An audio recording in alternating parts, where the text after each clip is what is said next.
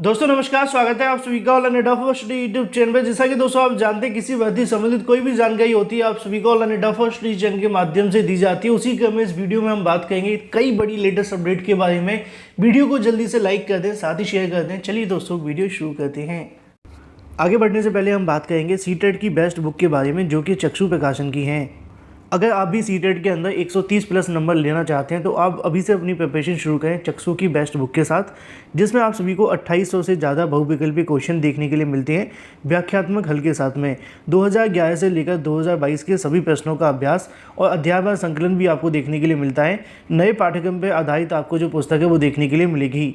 ये बुक आप सभी की 3-in-1 पैटर्न पे निर्धारित की गई है, जैसे कि इंपॉर्टेंट टेबल और फैक्ट्स भी आपको देखने के लिए मिलते हैं। आपका पाठ्यक्रम होता है संपूर्ण थ्योरी के साथ में और प्रीवियस ईयर क्वेश्चंस के साथ भी। आप चाहे पेपर 1 की तैयारी करें या पेपर 2 की, दोनों के लिए जो बुक है वो अवेलेबल हैं। इसके साथ ही आप सभी को देखने के लिए मिलती है सीटेट की प्रैक्टिस सेट भी आप सभी की आती है, साथ ही स्टडी गाइड भी आती है, जिससे आप अपनी प्रिपरेशन को और भी बेहतर बना सकते हैं। इन बुक्स को अगर आप परचेज करना चाहते हैं तो अमेजोन या फ्लिपकार्ट से ले सकते हैं या फिर अपने नज़दीकी स्टोर से, सभी जगह अवेलेबल हैं। ज़्यादा जानकारी के लिए लिंक वीडियो की डिस्क्रिप्शन में है। चलिए शुरुआत करते हैं अपनी पहली अपडेट के बारे में। आप जानते हैं कि भर्तियों के अंदर धांधली घोटाले होना एक बहुत आम बात हो चुकी है आज की तारीख में।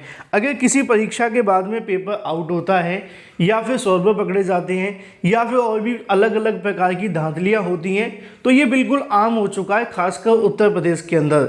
लेकिन अब जो मामला है वो और ज़्यादा रंगीन होता जा रहा है, संगीन होता जा रहा है, क्योंकि एडेड जूनियर शिक्षक भर्ती को लेकर 1 साल के बाद दोबारा से परिणाम जारी कर दिया गया। नवंबर के अंदर पहले परिणाम जारी हुआ था, फिर जाकर अब सितंबर के अंदर परिणाम जारी हुआ। लेकिन अगर कुछ नहीं बदला तो घोटाला। समस्या ये है कि पहले बहुत सारे अभ्यर्थियों के यहाँ पर नंबर कम कर दिए गए थे। वो कोर्ट गए तो पता चला कि 3000 से ज़्यादा छात्रों के नंबर बढ़ा दिए गए थे। जब दोबारा परिणाम जारी हुआ तो पिछली बार 229 अभ्यर्थी जो फेल किए गए थे वो तो पास हो गए, लेकिन इस बार 3000 से ज़्यादा अभ्यर्थी और फेल हो गए। अब इस बात पे दोबारा मामला कोर्ट जाना लगभग तय ही था। फिर कोर्ट के माध्यम से क्या किया जाएगा ये तो कोर्ट की सुनवाई होने के बाद ही पता चलेगा। लेकिन वर्तमान में अगर बात की जाए एडेड जूनियर शिक्षक भर्ती को लेकर, पीएनबी के सामने जो हंगामा है वो शुरू हो चुका है और उसकी खास वजह है पीएनबी के माध्यम से किए जाने वाले कार्य। क्योंकि पिछली बार जो 3000 कहीं ना कहीं पास किए गए थे, अब उन छात्रों का परिणाम इनवैलिड आ रहा है। पिछली बार उनके सभी नंबर दिखा रहे थे, लेकिन बहुत सारे छात्रों ने मुझे भी अपनी ओएमआर भेजी और बताने का प्रयास किया कि हमारे के अंदर किसी प्रकार की कोई गलती नहीं है। लेकिन जहाँ तक मैंने बहुत सारी ओएमआर को देखा, 3-4 के अंदर कुछ छोटी छोटी गलतियां निकली, लेकिन सब के अंदर ऐसा नहीं है कि गलती ही निकली है। आखिर वजह क्या है ये तो पीएनबी जानती है या फिर पीएनबी के अधिकारी जानते हैं। अब यहाँ पे क्या लिखा है उसको आप समझिए। संशोधित परिणाम जारी हो जाने के बाद से अभ्यर्थी असंतुष्ट हैं और लगातार इसको लेकर प्रदर्शन कर रहे हैं। सचिव परीक्षा नियामक प्राधिकारी के सामने घेरकर यहाँ से कहने की उन्होंने पुनः परीक्षा की मांग की है। छात्रों का कहना है कि एडेड जूनियर भर्ती को रद्द कर दिया जाए और दोबारा से इसकी जो परीक्षा है वो की जाए, क्योंकि जब परिणाम जारी हो रहा है तो कुछ ना कुछ नया देखने के लिए मिल रहा है। पिछली बार 45,000 पास कर दिए गए थे, दूसरी बार में 42,000 पास कर दिए गए। उपस्थित होने वाले छात्रों की संख्या में ही बदलाव मिला। कल दोपहर को मैंने एक वीडियो बनाया था, उसमें आपको दिखाया भी था कि उपस्थित होने वाले छात्रों की भी संख्या बदल गई। उसी के संबंध में नीचे लिखा हुआ है, जूनियर हाई स्कूल में शिक्षक भर्ती के संशोधित परिणाम जारी हो जाने के बाद अभ्यर्थियों ने नंबर कम होने और फेल किए जाने पर आपत्ति जताई है। उसी के क्रम में बृहस्पतिवार को छात्रों के माध्यम से सचिव परीक्षा नियामक प्राधिकारी कार्यालय का घेराव किया गया। पुनः परीक्षा कराने की मांग को लेकर यहाँ से कहीं ना कहीं छात्रों के माध्यम से कहा गया, परीक्षा नियामक प्राधिकारी कार्यालय युवाओं के भविष्य के साथ खिलवाड़ कर रहा है। पूर्व में जो छात्र पास हुए थे संशोधित परिणाम में उन्हें इनवैलिड सीरीज बताकर फेल कर दिया गया है। इतना ही नहीं, कई ऐसे छात्र भी जिनके नंबर कम हो गए हैं। उत्तर की अगर बात की, कुंजी को मिलाने के बाद से अधिक अंक आ रहे हैं, लेकिन बाद में जो परिणाम जारी हो रहा है तो उसके अंदर नंबर कम होते जा रहे हैं। और इसी के साथ नीचे लिखा हुआ टीईटी और भी तमाम भर्तियों के अंदर लगातार धांधली भ्रष्टाचार देखने के लिए मिल रहे हैं। इसी के संबंध में एडेड जूनियर शिक्षक भर्ती की पुनः परीक्षा कराए जाने की मांग की जा रही है। इससे संबंध में मुख्यमंत्री योगी को पत्र भी भेजा गया है।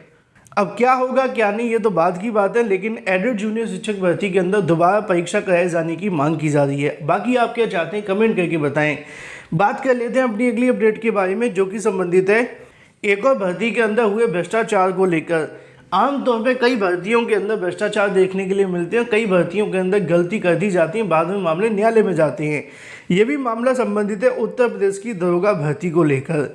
दरोगा भर्ती के अंदर ये मामला देखने के लिए मिला है कि एससी कोटे की सीटों पर कर दी गई है सामान्य की नियुक्ति, जो कि अगर बात की जाए तो पूरे तरीके से इनवैलिड है।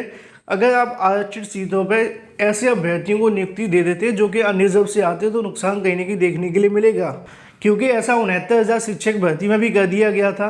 बाद में क्या हुआ आप जानते हैं, 6,800 की सूची जारी कर दी। भले ही उनको आज तक नौकरी नहीं मिली है, लगातार इंतजार कर रहे हैं, लेकिन इसी से संबंधित एक मामला देखने के लिए मिला कोर्ट के अंदर। कोर्ट के जब याचिका दाखिल की गई तो वहाँ पता चला कि एससी अभ्यर्थी की सीटों में यहाँ पे जो नियुक्ति है वो दे दी गई है। इसी के संबंध में जानकारी लिखी हुई है। 9,534 पदों पर इसका विज्ञापन जारी हुआ था। परिणाम व सूची जारी हो जाने के बाद 22 जून को जारी कर दी गई। परिणाम में जानकारी देखने के लिए मिली कि एससी श्रेणी की 2,000 उम्मीदवारों का चयन किया गया था, जिनमें से ओबीसी व सामान्य अभ्यर्थी भी शामिल कर लिए गए, जो कि आरक्षण नीति के विरुद्ध है। अब इसकी जांच की जाएगी, उसके बाद में जो भी अपडेट होगी आपको दे दी जाएगी। लेकिन इस प्रकार की गलतियां होना अधिकारियों के ऊपर सवाल खड़ी करता है। बात कर लेते हैं अपनी अगली अपडेट के बारे में, जो कि संबंधित है प्राथमिक शिक्षक भर्ती को लेकर। 68,500 प्राथमिक शिक्षक भर्ती को लेकर यहाँ से जो कार्यक्रम है वो घोषित कर दिया गया है। 68,000 भर्ती प्रक्रिया के शिक्षकों के विद्यालय आवंटन के संबंध में 15 और 16 को देखने के लिए मिलेगा।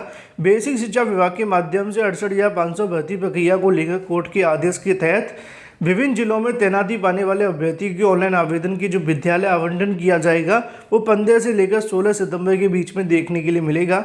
इसको लेकर सचिव प्रताप सिंह बघेल के माध्यम से नोटिफिकेशन जारी कर दिया गया है। वहीं दूसरी तरफ बात की जाए अपनी अगली अपडेट के बारे में, जो कि संबंधित है उत्तर प्रदेश में नई प्राइमरी शिक्षक भर्ती को लेकर, जिसका इंतजार लगभग 23 से 24 लाख अभ्यर्थी कर रहे हैं। बार बार टेट सीटेट पास होने से संख्या तो बढ़ रही है, लेकिन भर्ती का विज्ञापन जारी नहीं हो रहा है। उसी के क्रम में लगातार अभ्यर्थियों के माध्यम से चुनाव से पहले बहुत सारी मांगें भी रखी गई थी, लेकिन सरकार ने एक को भी स्वीकार नहीं किया। अब एक बार फिर से छात्रों के माध्यम से एक नई मुहिम शुरू की जा रही है, जिसमें वो सरकार के ऊपर लगातार नई प्राथमिक शिक्षक भर्ती के ऊपर दबाव बनाएंगे, जिसके तहत छात्रों के माध्यम से नई प्राथमिक शिक्षक भर्ती के अंदर सरकार, इसके अलावा सरकार के आला अधिकारी मंत्रियों से मिलकर प्राथमिक शिक्षक भर्ती के मुद्दे को सीएम योगी तक पहुंचाने का काम किया जाएगा।